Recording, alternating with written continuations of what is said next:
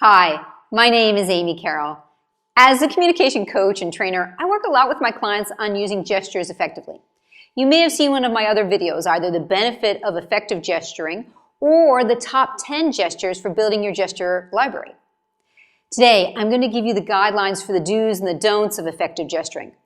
Now, you'll be able to use these in one-on-one conversations, formally presenting face-to-face, or even online. You can even use them over the phone. Now, the 5 guidelines, the do's and don'ts for effective gesturing.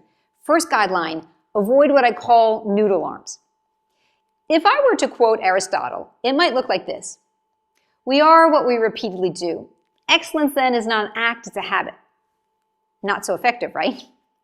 Instead, you want to make your gestures firm and crisp. Here's a hint. You're going to feel a little bit robotic when you're doing it well, at the beginning at least. Now, let's listen to Aristotle again. We are what we repeatedly do. Excellence then is not an act, it's a habit. Nice, right? The second guideline, avoid tight or small gestures. Otherwise, you're going to look like you're in a phone booth in London. Hello? Hello? The challenge here is that when we keep our arms tight, it feels safer. And when we stretch them out, we end up feeling more vulnerable because we're literally exposing our bodies. Here's the irony. The more vulnerable we feel, the more confident we look. Weird and true. So instead, you want to extend your arms out to your sides. I'd like to say make sure you have air under your wings. Let's take a quote from the Dalai Lama. Without the guidelines, it might look like this. Open your arms to change, don't let go of your values. Now, it looks kind of silly, and we know the Dalai Lama would never do it like that. He'd do it like this. Open your arms to change, don't let go of your values. And then he'd do that cute little laugh thing he always does. The third guideline, avoid pulling the hand in quickly. Otherwise, it can indicate that you're feeling stressed or uncomfortable. If I quote the American poet Ralph Waldo Emerson, it might look like this. All of life is an experiment. The more experiments you do, the better. Again, not so effective. Instead, you want to do one gesture and then you move to the next one. Let's watch this quote again. All of life is an experiment.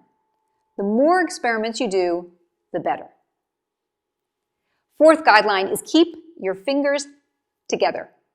Avoid what I call Barbra Streisand hands. People need people, the happiest people in the world. Now, a couple of things aren't working there. Besides the singing voice, when the fingers are apart, it's less convincing. In fact, there's a Chinese saying that says, money and opportunities slip through our fingers slip through our hands when our fingers are apart. So let's see how it looks when I keep my fingers together this time. And not to worry, I'll spare you my singing voice. People who need people are the happiest people in the world. The fifth and final gesture, avoid abstract gestures, just vague things. People tell me, Amy, I'm half Italian, I gesture all the time. And I say, well, if you're not talking about windmills, this gesture doesn't count. And I use that New York accent thing because it's the only accent I know. Instead, what you want to do is have specific gestures that represent your ideas. Let's see how it works when it's done effectively. And I'm going to quote a guy by the name of Dean Smith. What do you do with a mistake? You recognize it, you admit it, you learn from it, and you let it go.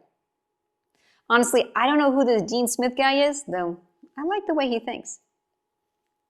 If you want to improve your effective gestures, my recommendation, video record yourself.